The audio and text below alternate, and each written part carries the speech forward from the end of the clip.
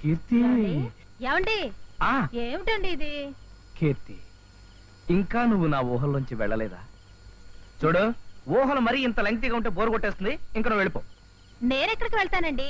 నేను మా ఊరికి వెళ్లకుండా నిజంగానే వచ్చేసాను. చా అబ్బా, ఇప్పుడు చెప్పండి, ఇది నిజమా భ్రమ? ఇంత మంటెక్కిపోతే ఇంకా భ్రమ ఎందుకు అవుతుంది? అది నిజమే. అవును, నువ్వు ఇక్కడే ఉంటే నా చేత వంట చేయించావంటే నువ్వు చేయకుండా? ఎప్పుడు అమ్మగారు వంట చేయడం మీరు తినడం మామూలే కదా. మీ చేతి వంట ఒక్కరోజైనా తినాలని. నా చేతి వంట తినాలని బస్ దిగి వచ్చేసావా? అది కాదండి, నేను బస్సులో వెళ్తుంటే ఇద్దరు ఆడవాళ్ళు మగాళ్ళ మనస్తత్వం గురించి మాట్లాడుకోవడం నేను విన్నాను. ఏం మాట్లాడుకున్నారు? భార్య పుట్టింటికి వెళ్ళినప్పుడు భర్త మరి ఆడదాంతో సంబంధం పెట్టుకుంటాడటండి. అవునండి, 190 మంది మగాళ్ళు అంతేనట. 190 మంది, కానీ నేను ఆ 90 మందిలో లేను. నేను 91వ వాడిని. తెలుసులేండి. తెలిస్తే మరి ఎందుకు వచ్చేసావు? అదా, అది అది నాకు తెలుసు కీర్తి, నీ మనసులో ఎక్కడో నా మీద అనుమానం ఉంది. చూడు, ఆడదాని అందం అయస్కాంతమే కావచ్చు, కానీ అయస్కాంతానికి అంటుకునేది ఇనప మొక్కలే గాని బంగారం కాదు. నా మనసు కల్తీ లేని బంగారం లాంటిది. అయితే డేంజరేనండి. ఏంట్రా డేంజరు? ఆడాళ్ళు బంగారం కనిపిస్తే వదిలిపెట్టరు కదండి.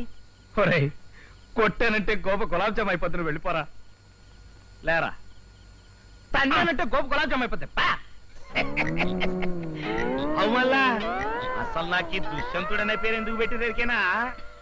మన ఫిగర్ ను చూసి ఆడపోరీలు, పచ్చగడ్డిని చూసిన ఆవుళ్ళు ఎక్కడ వెనకాల పడేటోళ్ళు.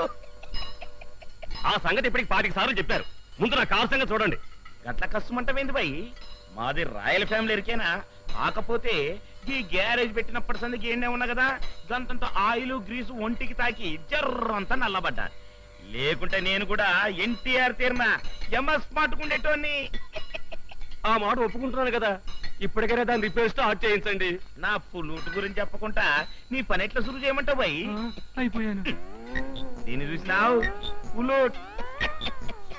నేను 24 అంగుళాల ఫ్లూట్ వస్తే 3 పోరీలు వచ్చిన తక్కువ.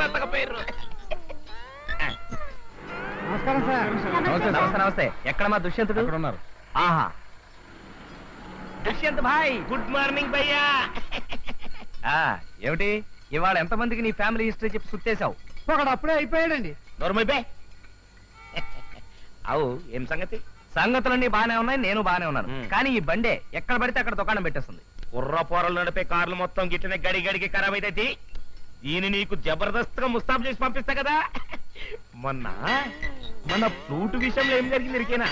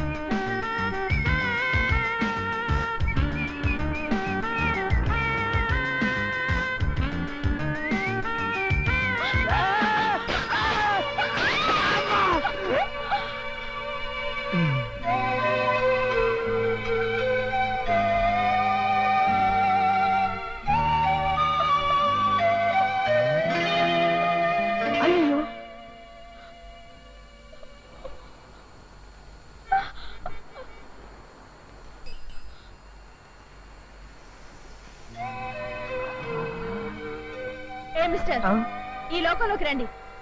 ఓ సారీ మేడం. చెయ్యివ్వండి.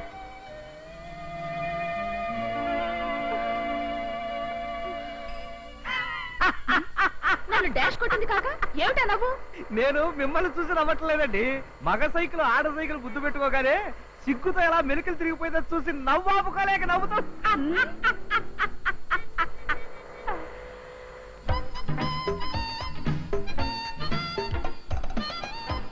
ఏమిటోనండి, ఈ యాక్సిడెంట్లన్నీ మన అశ్రద్ధ వల్ల జరుగుతాయని మనం అనుకుంటాం, కానీ అదంతా మన పిచ్చండి. ఏమిటి మన పిచ్చండి? అదేనండి, మన పిచ్చండి. ఇదే మా ఇల్లు. జాగ్రత్త దిగండి, జాగ్రత్త.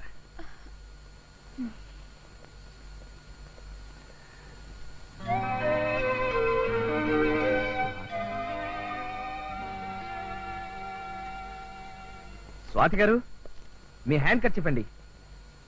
అన్నట్టు మీ కాల్ జాగ్రత్త. నా జాగ్రత్త నాకు తెలుసు గాని నా పేరు మీకెలా తెలుసు? ఫేస్ రీడింగ్ అనేది ఒక గొప్ప సబ్జెక్ట్ అండి. అందులో నేను డిప్లొమా హోల్డర్ని. హ్యాండ్ కర్చీఫ్ మీద నా పేరు చూసేసి మీకు ఫేస్ రీడింగ్ లో డిప్లొమా ఉందని గ్యాస్ కొడతారా? మిమ్మల్ని చూడపోతే పెద్ద గ్యాస్ మాస్టర్ లా కనిపిస్తున్నారే. గ్యాస్ మాస్టర్ లేదు, స్టంట్ మాస్టర్ లేదు. ఏమండి ఏమండి మాస్టారు, మీ ఎదురుగానే కదండి తలుపు తాళం తీసింది. తాళం తీసిన ఇంట్లో మనుషులు ఎలా ఉంటారండి? నిజమే కదా. అయినా ఇంట్లో వాళ్ళతో మీకు పనేంటి? అబ్బే ఏం లేదండి, పాపం మీ సైకిల్ నా వల్లే దెబ్బతింది కదా, మీ పెద్దవాళ్ళని కలిసి నా వల్లే ఈ తప్పు జరిగిందని ఒప్పుకుందామని.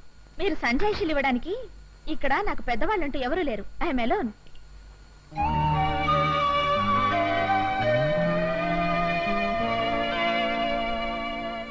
మాస్టారు, మంచినీళ్ళు తాగుతారా? మ్.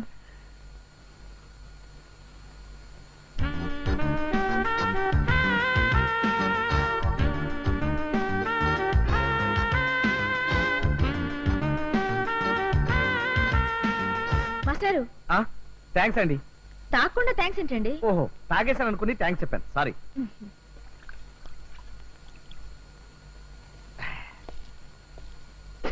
వస్తానండి. ఏమండి, ఈ సైకిల్ సంగతి ఏమిటి? ఓహో, ఇదొకటి ఉంది కదా, మ్. దీన్ని బ్రహ్మాండంగా రిపేర్ చేయించి రేపు పొద్దున్నే డోర్ డెలివరీ చేస్తానండి. మీరు మరీ అంత మార్నింగ్ వస్తే నేను ఇంట్లో ఉండనండి. మరి ఎక్కడ ఉంటారు? బీచ్ లో జాగింగ్ చేస్తుంటాను. ఓహో,